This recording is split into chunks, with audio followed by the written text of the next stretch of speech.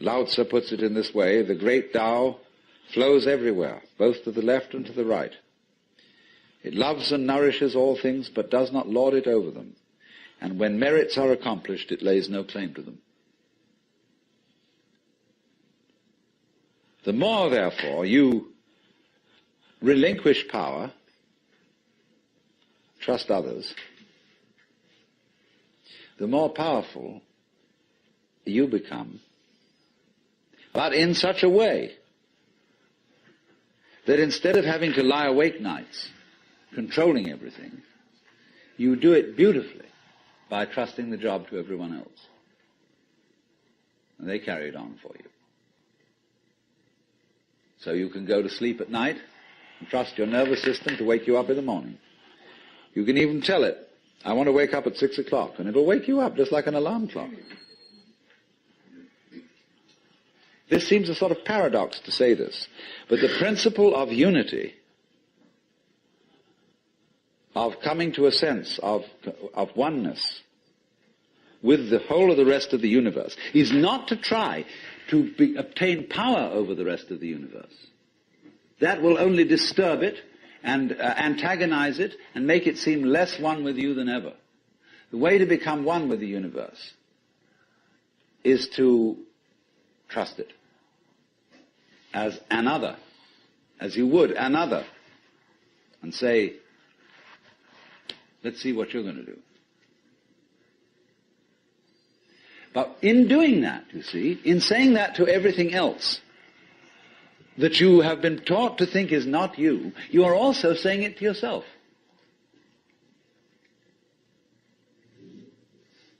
Because finally, as I pointed out, you do not know where your decisions come from. They pop up like hiccups. And when you make a decision, people have a great deal of anxiety about making decisions. There's this guy farmer, who ordered a help man to come in, and found he was an extraordinarily efficient worker, because the first day he put him on sawing logs. And he sawed more logs than anybody had ever sawed. It was fantastic. But it was all done in one day. So the next day he put him on to mending fences. And there were all kinds of broken fences around the farm, and in one day he had the whole thing done. So he thought, what am I going to do with this guy? So he took him down into a basement and said, look, here are all the potatoes that have come in from this harvest. And I want you to sort them into 3 groups. Those that we sell, those that we use for seeding, and those that we throw away. So he left him at that. At the end of the day, the laborer came back and said, well, that's enough, mister. I quit. Oh, he said, you can't quit. I've never had such an excellent worker. I'll raise your salary. I'll do anything to keep you around here. I said, no. It's all right mending fences and chopping wood, but this potato business is decision after decision after decision after decision.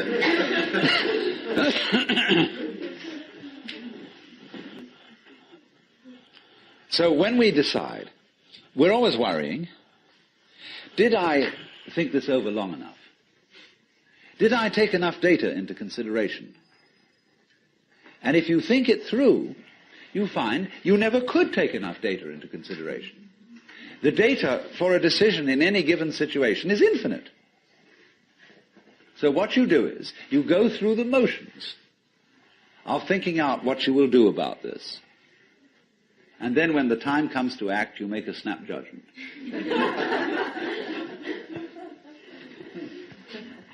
I mean, I'm speaking a little extremely, making some fun of it and so on, because after all, we do occasionally get the vague outlines of things and make a right decision on rational grounds.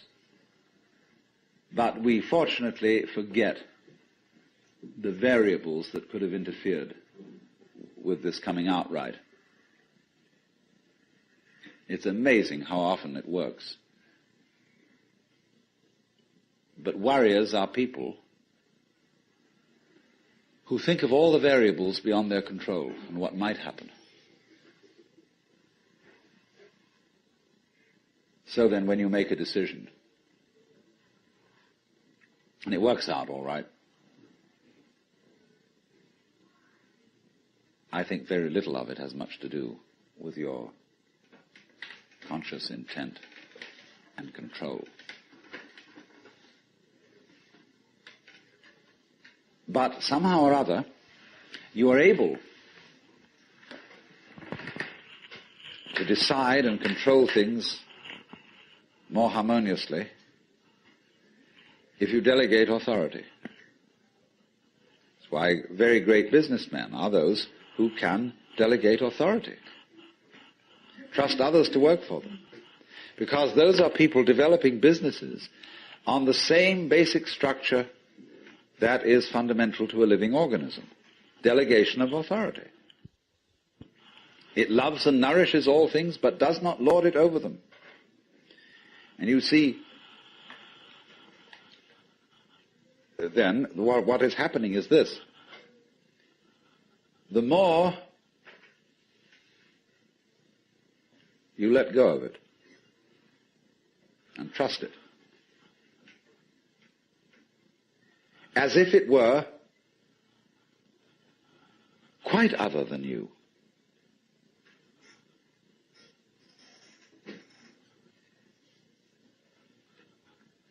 the more you realize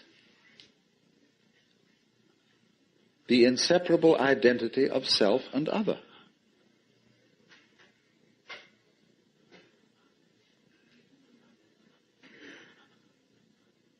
To go back, if you try to find the identity of self and other by subjecting other to self, no go. If, on the other hand, you find it through giving self, that is control, over to other and trusting that, you may make a mistake. You may make a bad gamble. But in the long run, you're acting on a principle which has the backing of evolution. This is the way biological evolution goes on. Constant delegation of authority. That's why, obviously, the democracy is superior to the monarchy. It was de Tocqueville who said that democracy is always right, but for the wrong reasons. Because there is operating in a democracy the principle that Buckminster Fuller calls synergy. And synergy is the intelligence of a highly complex system, the nature of which is always unknown to the individual members. Because that goes back again to this point, that we're always entering a new environment. We don't ever know fully what the new environment is, because the only environments we know are the past ones. There is always then operating in the development of cellular life on any level a new way of organization, higher than any existing form, and we are not aware of it until after it's happened. If you ever saw, for example, the film Kon-Tiki, this man figured out a few things as to how to make a balsa wood raft to sail from South America to the Pacific Islands. But once he had set this in motion, he discovered that all sorts of unexpected factors cooperated with him. That when the wood got wet, it expanded so that the ties bit into it and held it completely secure. He had never expected that. And he found that as he sailed along, a flying fish would simply alight flat on the deck every morning for breakfast. That all kinds of natural factors, it was just, he had touched a key where he was flowing with the course of nature, and everything cooperated with him. Because he had touched the key. He had made the act of faith. And he was just picking up, in other words, a practice which had been hundreds and hundreds of years ago, had been followed by others who had worked it out by their great ecological awareness.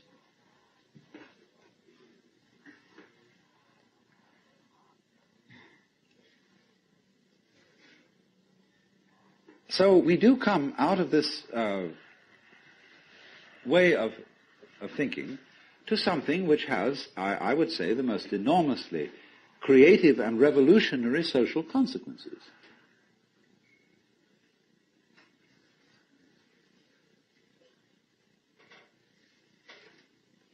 That it has become not virtuous, not self-sacrificing, not anything like that. It has become the hardest practical politics to let go control to others, to give up trying to dominate the scene.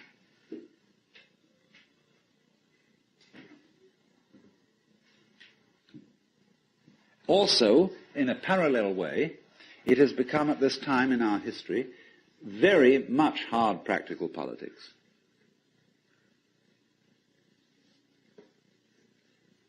To learn how to enjoy ourselves. You can go to the Protestant people with their Protestant ethic who are against this kind of thing, and now say to them with great glee, it is your solemn duty to learn how to enjoy yourself. Why? Because in an age of leisure,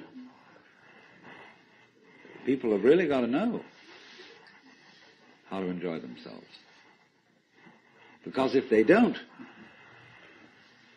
they'll smash the whole future of the human race.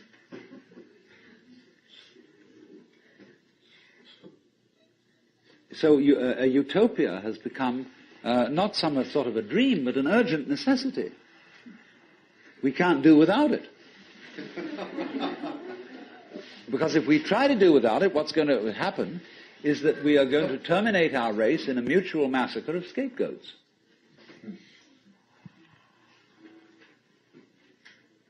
And so the present paranoia in the United States that is going on, where everybody is thinking up a new scapegoat and how great it will be to demolish them or get them out of power, all this kind of bickering and right and left politics has become irrelevant.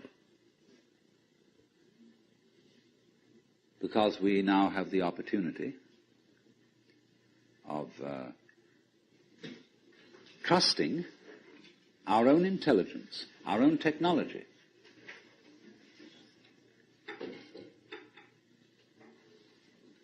To take the risk of doing what we want, which will work to the extent that we realize that what I want, basically, what I really want is what you want.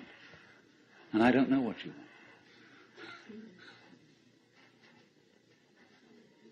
Surprised me.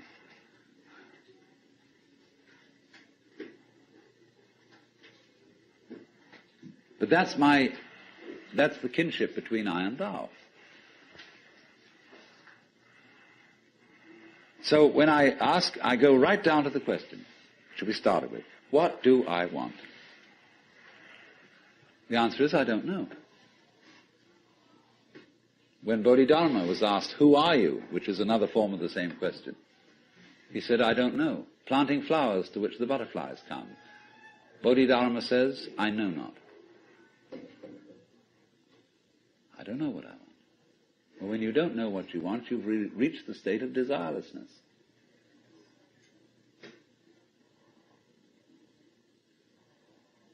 When you really don't know. But you see, there's a beginning stage of not knowing, and there's an ending stage of not knowing. In the beginning stage, you don't know what you want because you haven't thought about it, or you've only thought superficially. Then when somebody forces you to think about it and go through and say, yeah, I think I'd like this, I think I'd like that, I think I'd like the other, there's the middle stage. Then you get beyond that. Say, is that what I really want? In the end you say, no, I don't think that's it. I might be satisfied with it for a while, and I wouldn't turn my nose up at it. But it's not really what I want. Why don't you really know what you want? 2 reasons that you don't really know what you want.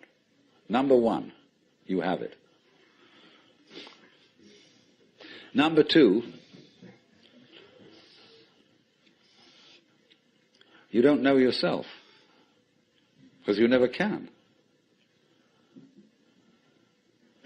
The Godhead is never an object of its own knowledge. Just as a knife doesn't cut itself, fire doesn't burn itself, light doesn't illumine itself. It's always an endless mystery to itself. I don't know. And this I don't know, uttered in the infinite interior of the Spirit,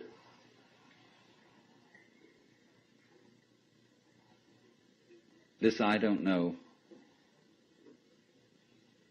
is the same thing as I love, I let go, I don't try to force or control. It's the same thing as humility.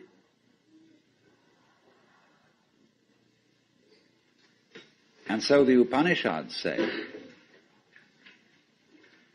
if you think that you understand Brahman, you do not understand, and you have yet to be instructed further. If you know that you do not understand, then you truly understand. For the Brahman is unknown to those who know it, and known to those who know it not.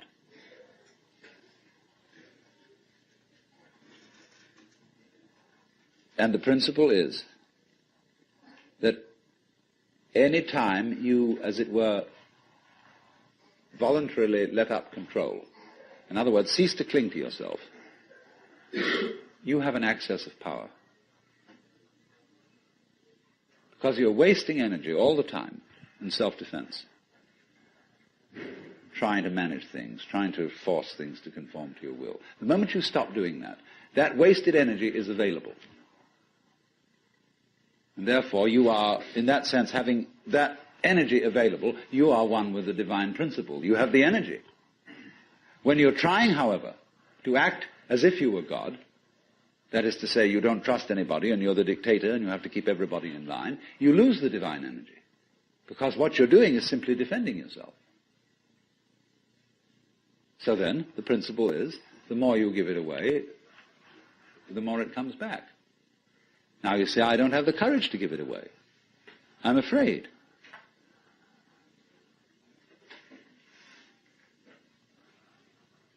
And you can only overcome that by realizing you better give it away because there's no way of holding on to it.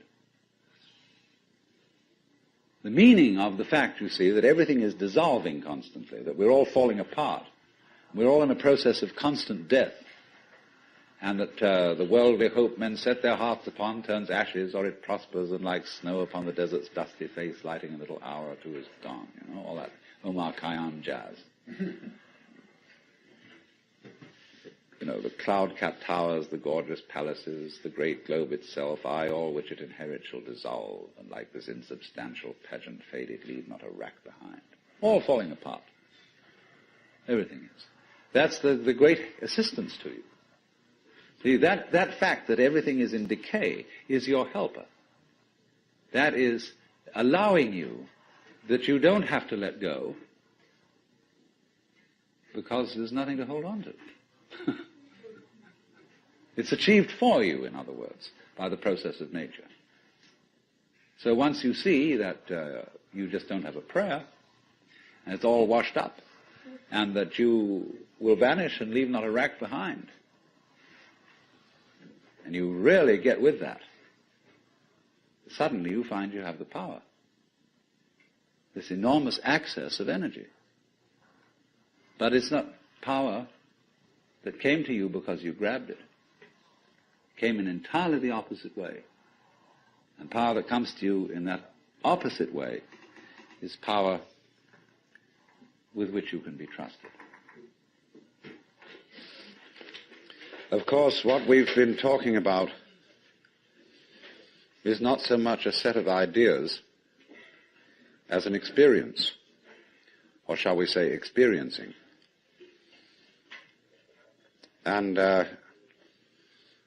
this kind of seminar, in comparison with encounter groups or workshops of various kinds, or experiments in sensory awareness, is now being called a conceptual seminar, although I'm not talking about concepts.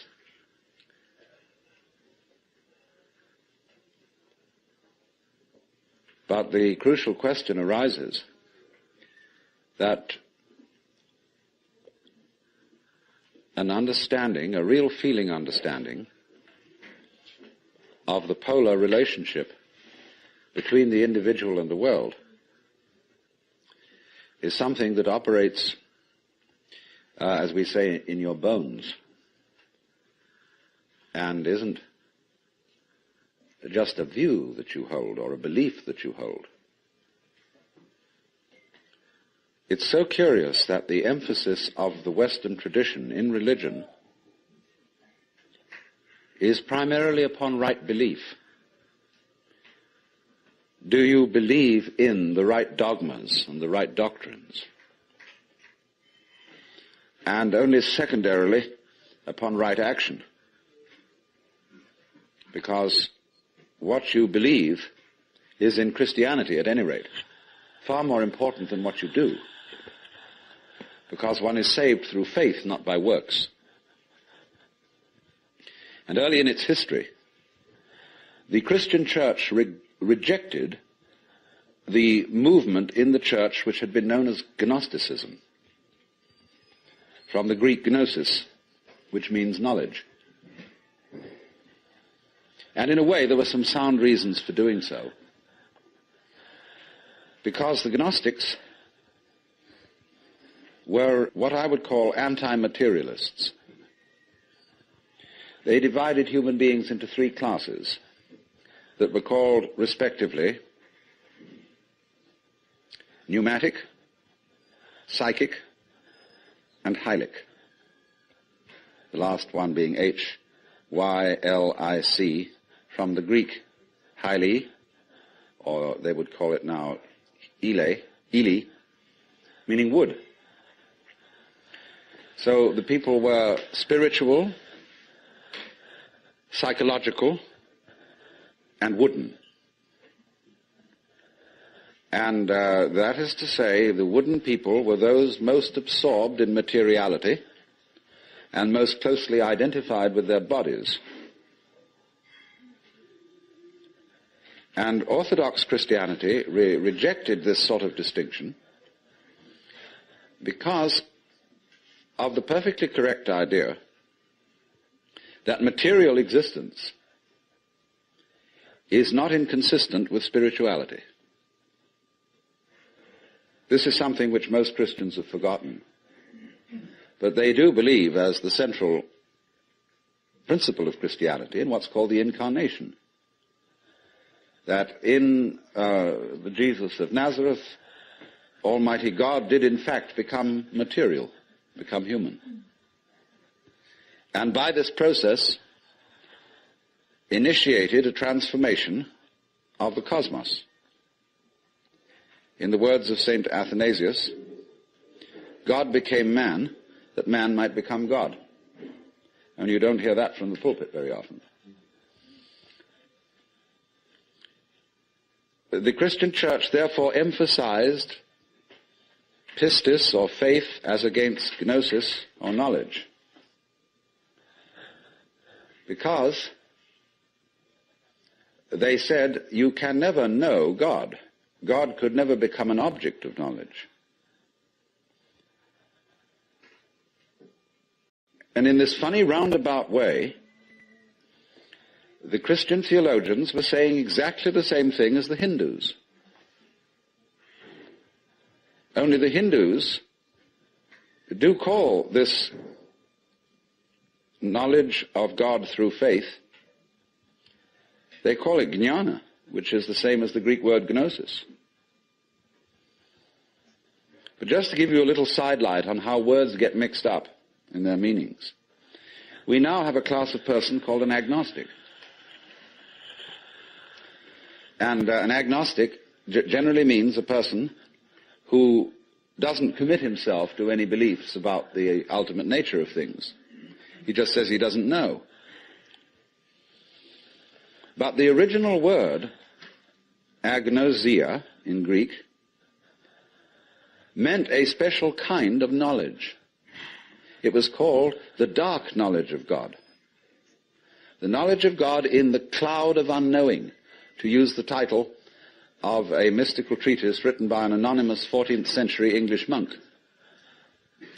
This monk derived his ideas from a very mysterious figure who wrote under the name of Dionysius the Areopagite.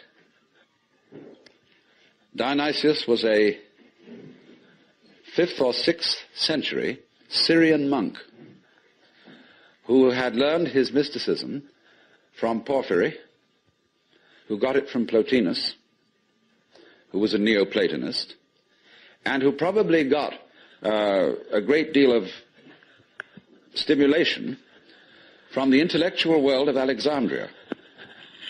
And Alexandria, in the early years of the Christian era, was a tremendous exchange place between East and West. Buddhist monks visited Alexandria. It was one of the great centers of trade between Rome and India. And as you may know, all Rome's gold eventually went to India for the purchase of pepper. And as a result of this, the Roman economy collapsed. They bought too much luxury from India. India, in exchange, got Roman architecture. And you'll see a lot of Roman architecture in Indian temples. But Alexandria was the great center for the Gnostics and for Christian theology. And some of the greatest theologians, Clement, Origen, Athanasius, St. Cyril, all worked out of Alexandria. Well, now going back to this strange monk, Dionysius, it was he who first put around the idea in Christian circles that there was such a thing of the knowledge as the knowledge of God by faith, by agnosia, really, by unknowing.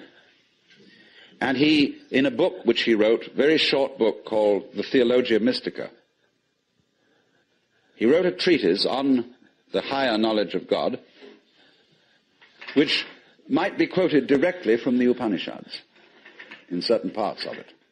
The last section of it reads like the Mandukya Upanishad, because it's a series of negations. It says what God is not. And he goes very far, because he says that God is not one. He says our idea of unity falls far short of what God is. So does our idea of Trinity. So does our idea of spirit, our idea of mind, of justice, of love. All these things are not really God. And he says in another place, if anybody, having seen God, understood what he had seen, what he would have seen would not have been God, but some creature of God, less than God, some sort of angel or something like that.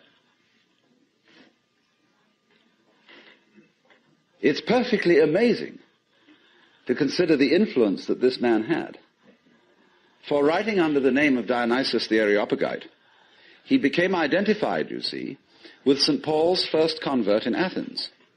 And legend has it that he was the first bishop of Athens and was martyred in Gaul,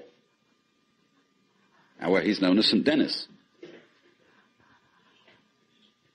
But St. Thomas Aquinas looked upon the writings of Dionysius the Areopagite as having the highest authority. And you could, if all the texts of Dionysius' work had been lost, you could restore most of it from quotations in St. Thomas. He wrote really two very important books. One was the one I said, the Theologia Mystica. The other was called the Divine Names. And these two books presented the two phases of his theology. The book called the Divine Names was a discussion on the nature of God in terms of what God is like, by analogy. And this kind of knowledge of God he called kataphatic,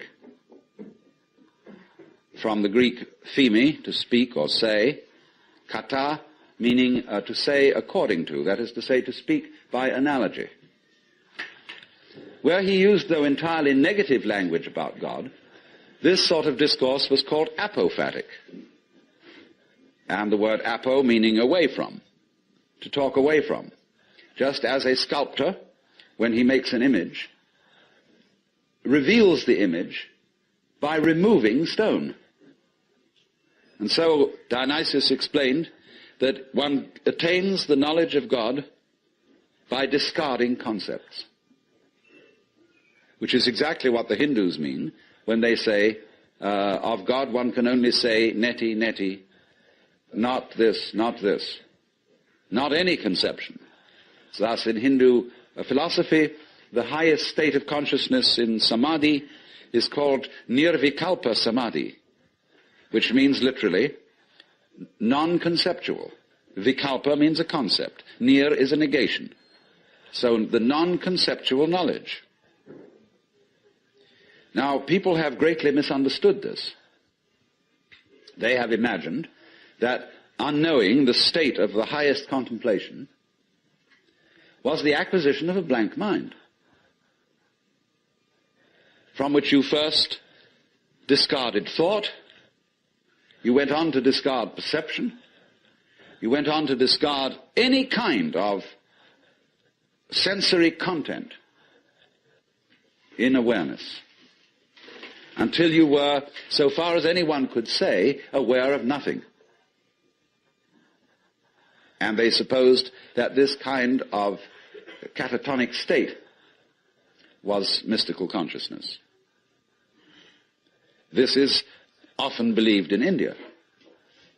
If you go to the Vedanta Society and ask, what do you mean by nirvikalpa samadhi, they will tell you that the one in that state has no consciousness whatsoever of the sensory world. That he is completely absorbed, as you sometimes see Hindu holy men sitting in a state where they are blind and deaf to everything going on around them. The founder of Chinese Zen, known as Huineng, described people like that as no better than pieces of rock and lumps of wood. He said it's a very serious mistake indeed to confuse sunyata, the Sanskrit word for the great void, which is both the ultimate reality and the consciousness thereof. He said it's a great mistake to confuse it with nothingness. It is rather to be thought of as space, or like space, because space is not empty. It contains the whole universe. And so in the same way, the state of mind of a person who is truly enlightened is not empty. It contains everything.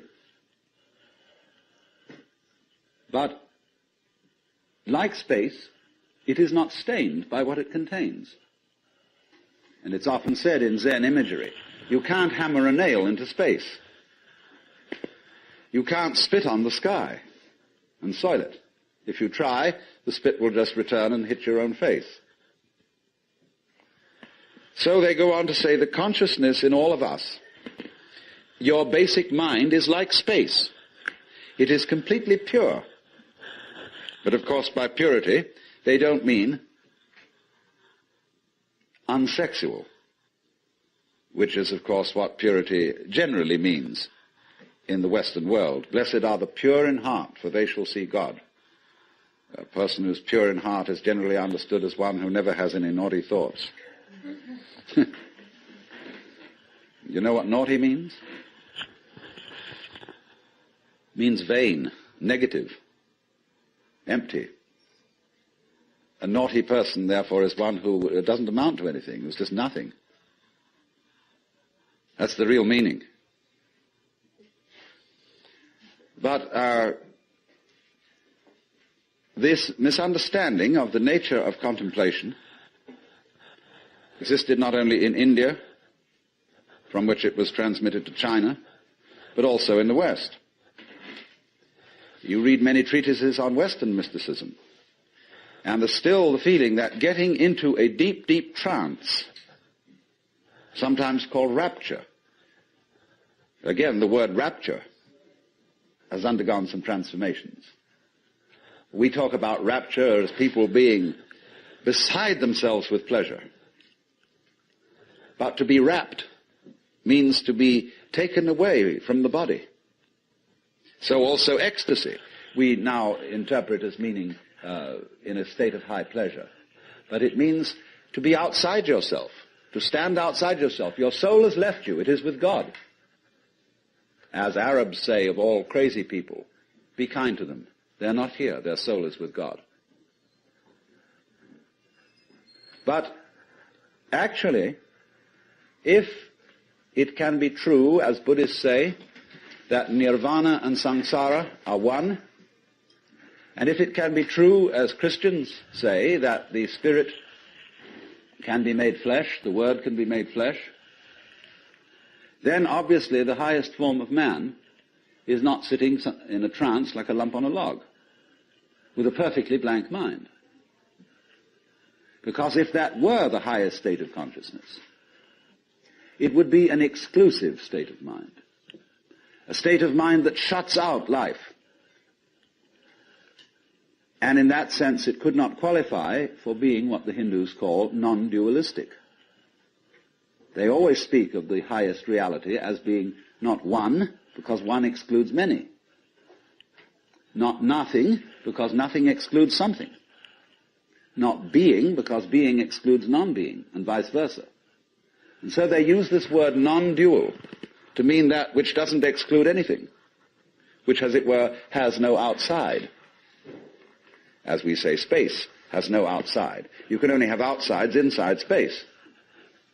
You can't have any outsides outside space. There is no outside space, even though space may be curved and finite.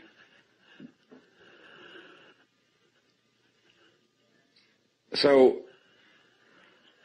if you want to think, incidentally, of that curved space, go and take a look at a photograph in the Life, a book on mathematics, where there's a picture of a Klein bottle, which is a three-dimensional Möbius strip.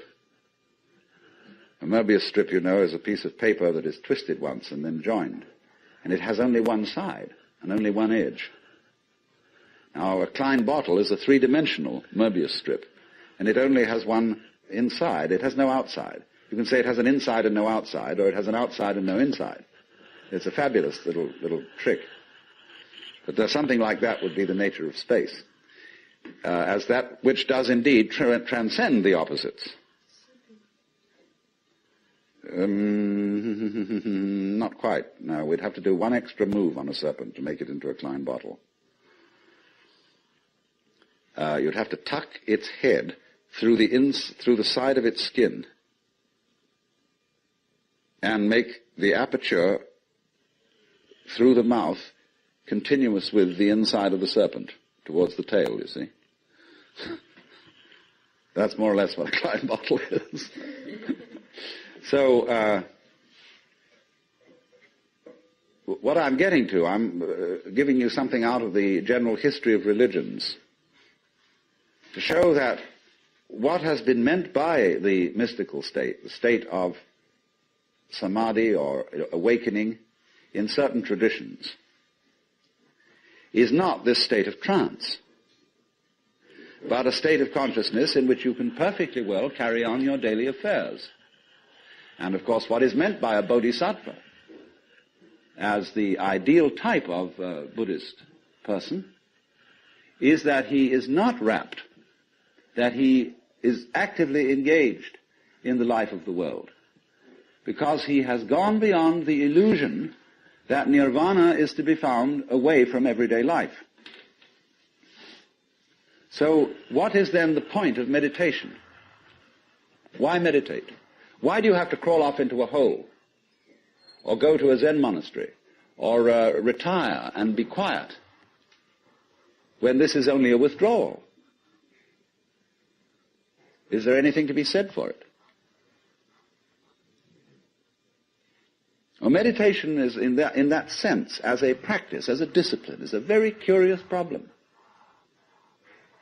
Because from one point of view it's a help, and from another point of view a hindrance.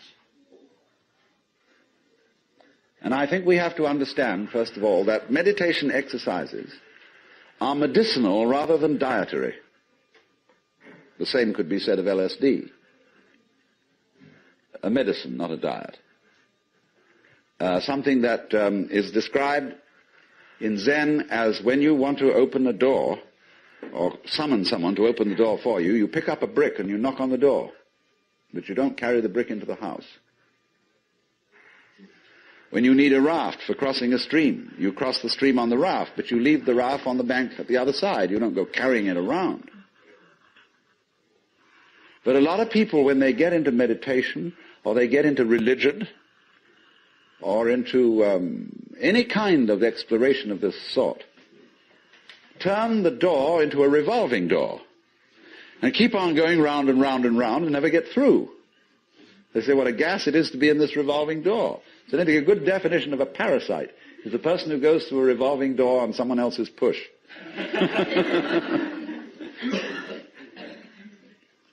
So there are all sorts of people in the religious racket who are going through revolving doors.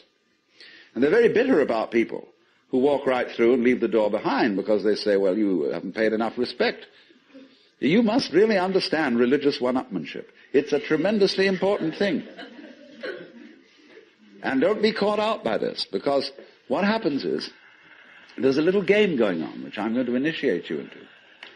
And it's played in Zen, which is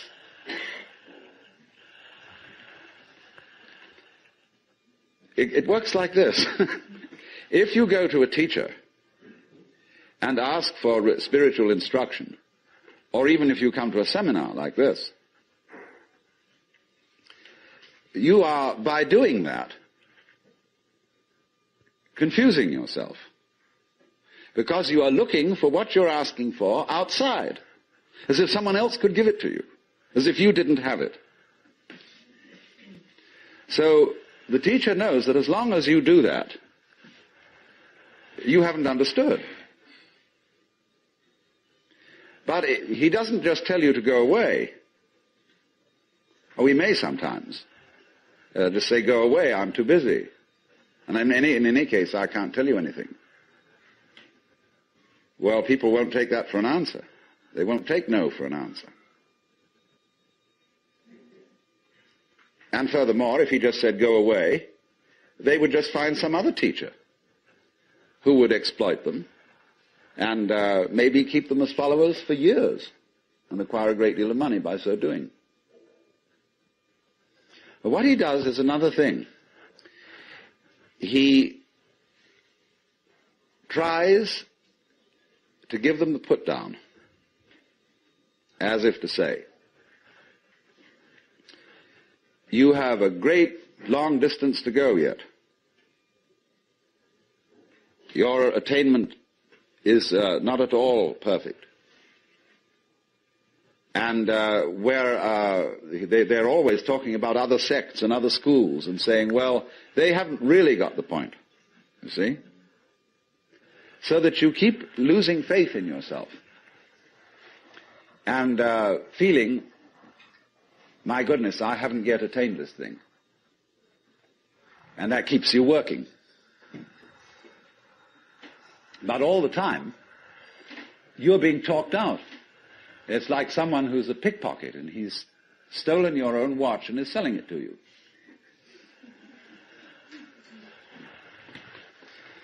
But just so long as you can be talked out of yourself, you deserve to be.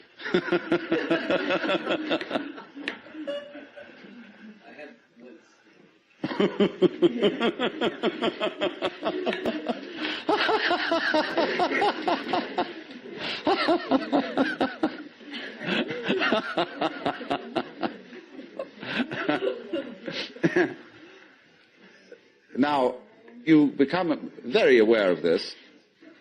If you ever do momentarily slip into some sort of mystical experience, you become aware of this tremendous gamesmanship going on.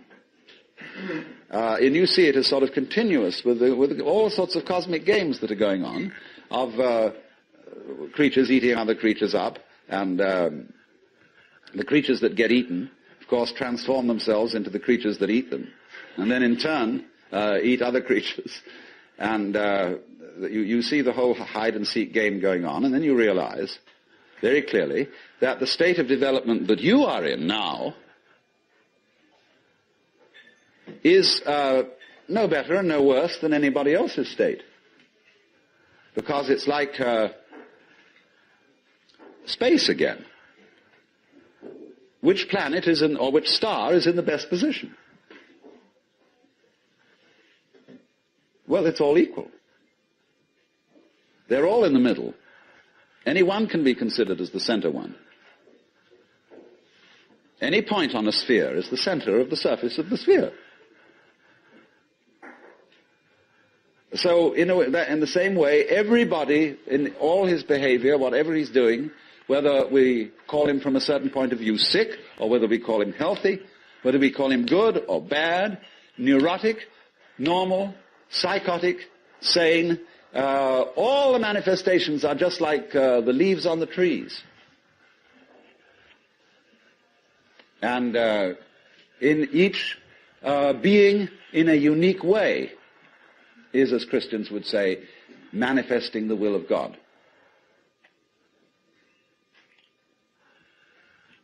So, there really, from that point of view, you see, there is nothing to do to attain Buddhahood. Nothing at all. But you see, that's very difficult to understand, because a lot of people, when they hear that there's nothing to do, try to do nothing. And you can't.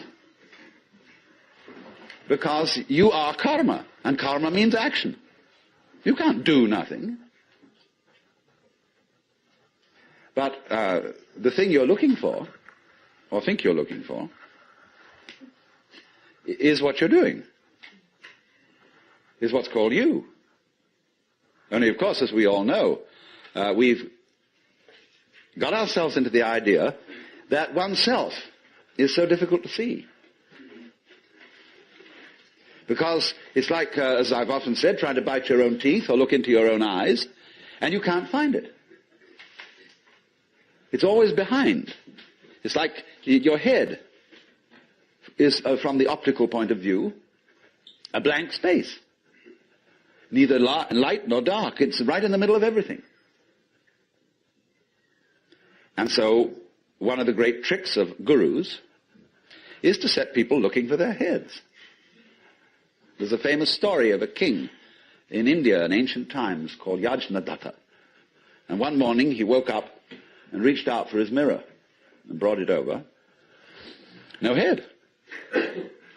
He was looking in the wrong side of the mirror. And you know, he was kind of bleary-eyed and had a hangover. So he summoned servants and said, "Gods, I've lost my head. Find it." And they said, "But Your Majesty, it's there on your shoulders." He said, "It is not. I can't see it in the mirror. Nobody can show me my head." So they were rushing all over the place, looking for the head. Now the trick to that is, of course, that you are perfectly well aware of your head, only not in a form in which you expect to be aware of it. You expect to be aware of your own head in the same way as you're aware of other people's heads. But that wouldn't be true of you, because you've got an inside view on your head. You have an outside view of other people's heads, because, of course, you're taking an inside point of view. But the way in which you are aware of your head is in terms of what you are seeing and hearing. Because all sights and all sounds are what the nerves inside your head are doing. That's how to be aware of one's head. You are aware, therefore, of yourself, the mysterious self that you have, in terms of experience. Because there isn't really any difference. But that always escapes people, you see. So perpetually, so long as you don't understand that, you can be talked into going on to all kinds of weird excursions. And just so long as you believe it, you're a sucker. You're hooked. And it takes a tremendous inner confidence and nerve finally to say, hey, don't pull that stunt on me anymore. I see through your game. And because gurus are very clever at putting you down, but they're just trying to see how strong you are, testing you out, see if they can hoodwink you. So long as they can, you see, they're going to go on doing it, because they're going to get you to the point where they can't do it to you anymore. Then they'll graduate. And so, one of Rinzai's students, after he saw through it, said, well, there wasn't much in Rinzai's Buddhism after all. Of course there wasn't. He said boldly and straight out, my teaching is just like using an empty fist to deceive a child. You know, when you play games with a child and pretend you've got something here, and the child goes into all kinds of tizzy to get you to open your hand and show what it is, and then there's nothing. Fooled. So you can be fooled. As long as you can be fooled. When you can't be fooled, you don't ask the question anymore. Because it's all become clear. It's all become clear that there is no puzzle about this universe. What makes you think there are puzzles about this universe? Very simple reason. You're trying to explain it. And when you explain things, what do you mean by explanation? There are several meanings of explanation. There's really one basic meaning. But first of all, to be able to translate what is happening into terms of words or numbers. In other words, to describe. But a real explanation is not just a description. It's a description which enables us to control what we are describing. But didn't we see in the last session that to control the world is not really what we want to do?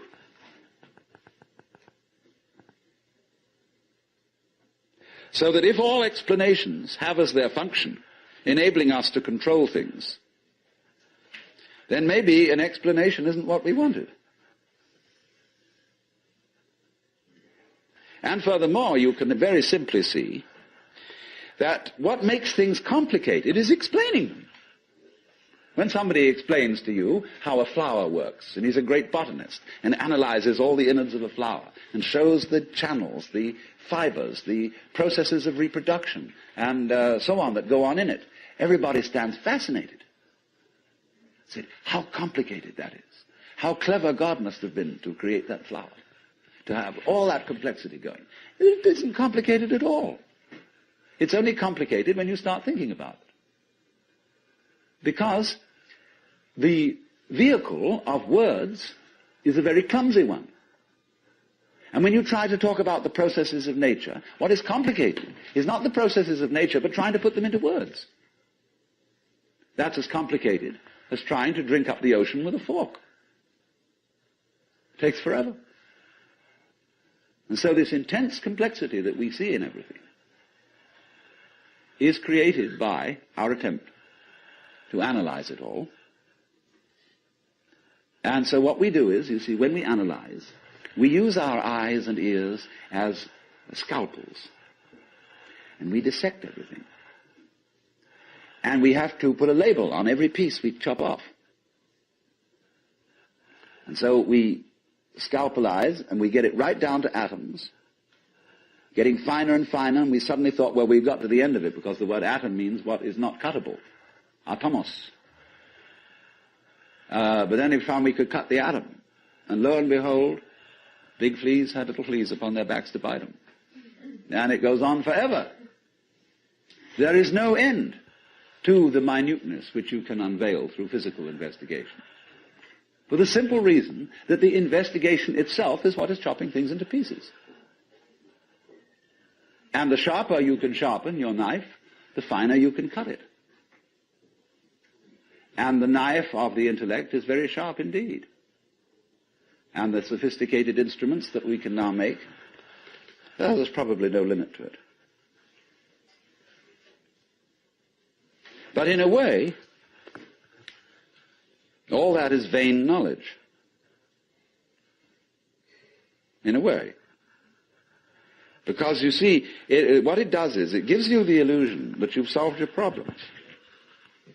When you have controlled certain things and you have solved certain problems, practical problems, you say, fine, more of that, please. Let's go on solving problems. And then you do. And you create a world of people, as we are today, far more comfortable than people who lived in the 19th century. Just remember the troubles of going to a dentist when you were children, or some of you when you were children, of medicine, of badly heated homes, of all sorts of things that we don't put up with anymore. But the problem is we keep running into this thing that all constant stimulations of consciousness become unconscious. And when we take it as a matter of course to have certain comforts, then we switch the level on which we worry. When you solve a whole set of problems, people find new ones to worry about. And after a while, you begin to get that haven't we been here before feeling. Aren't we just going round on a cycle and doing the same old thing over and over and over again because we don't realize that we're chasing our own tails?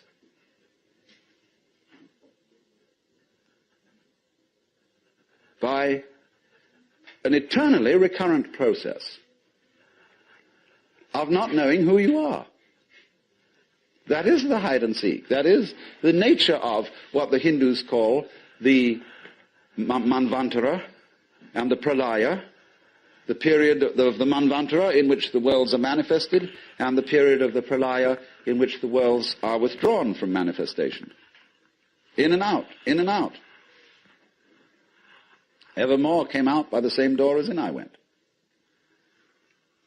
And the thing is to get to the point where you can see that you are doing that in every moment of your existence, with every tiny little atom of your body.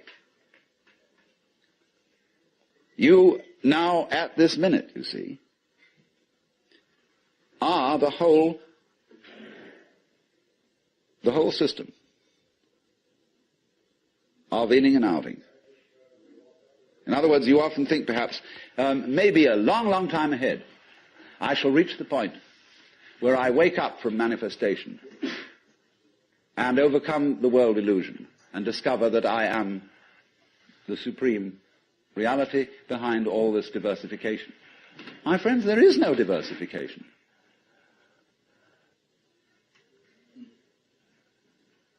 In other words, what you call diversification is your game. In the same way as you chop the thing and then you say it is made of pieces. Because you forget that you cut it. And so when you see the world as complicated and that there are life problems and that you might one day succeed. See, hundreds and hundreds of people are running like mad after something that they call that is success, and they have no idea what it is.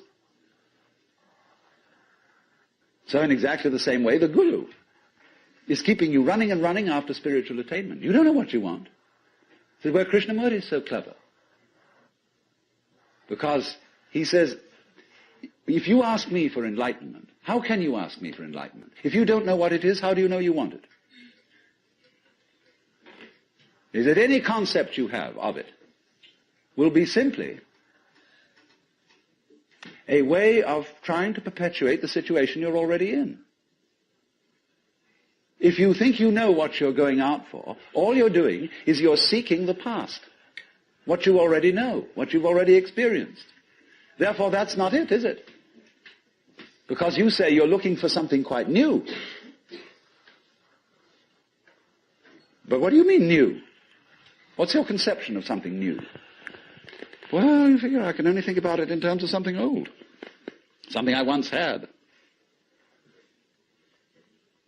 So he doesn't say anything.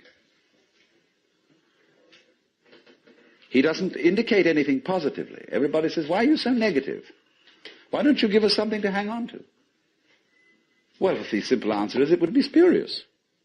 You don't need anything to hang on to. You're it. You don't need a religion.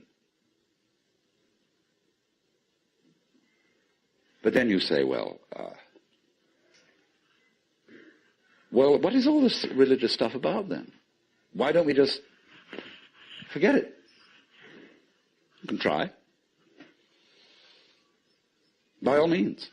Just go away. Don't go to gurus. Don't go to church. Don't enter philosophical discussions. Forget it. But then you'll realize that by having consented to forget it, you're still seeking.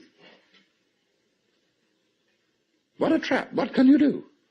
You see, if you stay here and listen to me or to anyone else who comes around here, you're fooling yourself. But if you go away, you're fooling yourself too. Because you still think that's going to improve your situation. It won't. And therefore, when you discover that it doesn't, you'll think, well, maybe it was a mistake to go away, and you come back to the guru. And he looks at you and says, you are very undisciplined, very inferior student. And you need to apply yourself. Well, as I explained what he's doing. But it comes down in a way to a sort of contest with the guru. You see? Well, will you call his bluff? You're afraid to. Because you might discover that if you do call his bluff, he's no better than you are. Well, that's what you're supposed to find out. But without being cynical about it. He's as divine as you are. But you've got to call the bluff. There's going to be a showdown. And it's a double bind. The whole situation's a double bind. Because it doesn't do any good to stay here, and it doesn't do you any good to go away. Either to do something about it or to do nothing about it. Now then, there's something else. When you understand that, and when you realize that there's nothing to realize, because it's all here, then what are you going to do? Well, of course, this is the sense of a Zen poem. Supernatural activity and marvelous power. Drawing water, carrying fuel. You know? Do whatever one does as a human being. But there's a little element of Philistinism in that. It's like when a child is pestering father or mother with all sorts of questions. They finally get down to the deepest metaphysical problems. They say, oh, shut up and eat your donut. And I wouldn't say that, you see, at this point. Because life, as one looks at it, you see, is in fact a celebration of itself. When you look out at night at the stars and you really wonder, good God, what is all that about? Well, it's a firework display. And it's celebrating High Holy Day. It's whoopee. And the whole world is whoopee. It's a kind of exuberance. And therefore the proper function of religion is digging this. It's not seeking.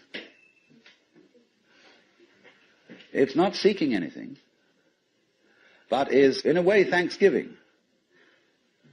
That's why, of course, the Christians were right in calling the Mass the Eucharist, the thanksgiving. Only they had such a complicated way of thinking about it that nobody could understand it.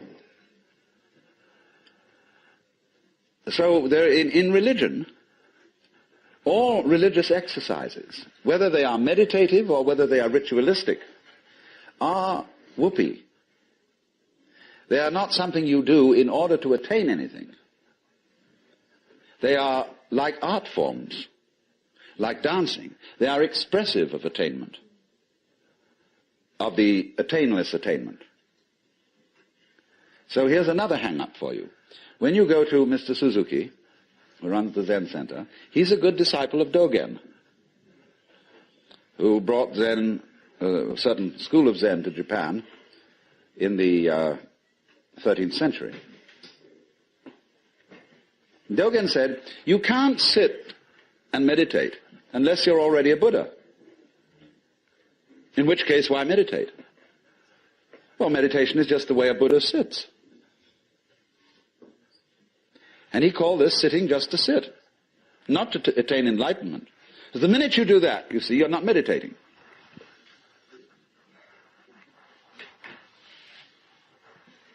So you only become a good meditator if you're not looking for anything. And therefore, you realize what a great thing it is to be able to sit.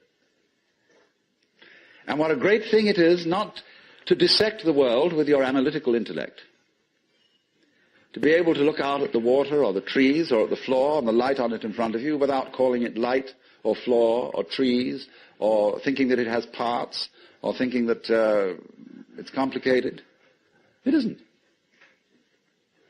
So when you can sit without thinking, not with an empty mind, mind you, I'm going back to that point, not with an empty mind, but just a non-analytic mind, a non-probing mind, where you're not creating problems all the time by trying to control it, by trying to control your mind, by trying to control your experience, what you see and hear. You then just simply discover that there is no way of controlling what you're experiencing, because what you're experiencing is you. And to try and really fundamentally control that is just going around in a circle. So if I would say to you now, what you have to learn is to let it happen, that's wrong too. There's no one to let it happen. If I say to you, accept your experience, be calm and open to things, that again perpetuates the illusion that you're something different from it. And so we go round and round. But if there are some people who want to get together, and like we would get together to play poker, or to have a walk, go fishing, or sail a boat, if there are some people who want to get together to meditate, and to have rituals, and to chant, great. It's an art form. And you can only use it and make it a good art form if you're not using it to get something. And this is what really is the bane of temples all over the world. You go into Buddhist temples where they theoretically don't believe in any God. But there are the people praying. And they're all doing it in order that we get a male child next time around, or that the horse recover from a disease, or that mama gets cured of the dropsy. And all these petitions are going on and on and on. People always coming to the temple to ask for something. Lowbrow people for lowbrow things, highbrow people for highbrow things. And there all the vendors sit outside and sell souvenirs and magic and charms, and all the people go in and do this. And all these serious priests sitting there, really having to keep up face and say, yes, we can provide these services. On the other hand, if you go in to one of these temples, along with all the faithful followers, and have a ball, buy a bead, buy a candle, buy a this, buy that, buy some incense, go in, dig this great thing going on, salute the Buddhas or the altars or the crucifixes or what you will, but don't take it seriously. And this is one of the great important transformations of today in our consciousness, is that a great many people are finding out that religion is not supposed to be taken seriously. This is a shocking thing to many people. There used to be an old saying that a religion is dead when the priests laugh across the altars. That's true in one sense. when the priests know that they've got a racket going, and they don't believe one word of it, and they're laughing across the altar because of all these suckers around doing it, then it's true. The religion is dead.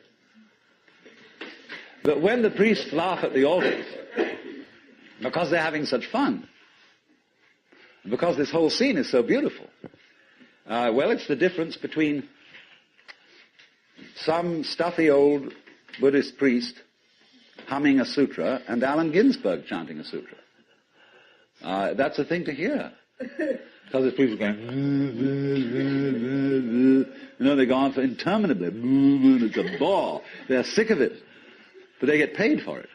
This is magical. But when Allen Ginsberg chants the sutra, everybody gets in a circle and he gets these little bells, and they get going. It's just like a jam session, where everybody is absolutely delighted. Well, that's the way to do it. And if you can't do it that way, forget it.